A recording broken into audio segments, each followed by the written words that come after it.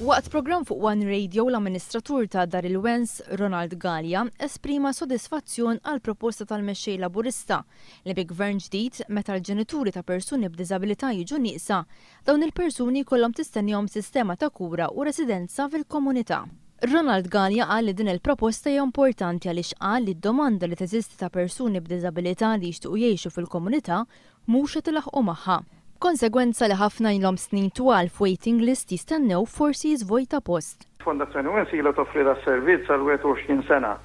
Għalhekk dil-aħbari hija inkoraġġanti. Serraħ moħħ il-ġenituri li għalkemm aħna bħala Dar il-Wens noffru residenza, però ma naħqux ma' domanda li teżisti. Melanie Magri tajt li huwa li għandu diżabilità ilu 9 snin f'waiting list għaliex m'hemmx post biex imur jgħix f'residenza fil-komunità.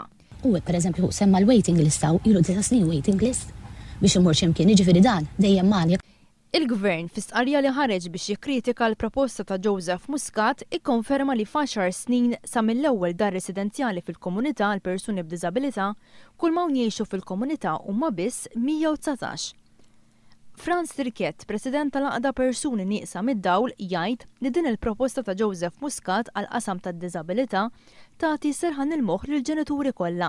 Proposti intlaqgħu tajjeb ħafna u huma ta' serħan il-moħħ għall-ġenituri. U fuq tras, l-flus ikunu minn fuqin taħt sorveljanza sewwa hija tajba ħafna.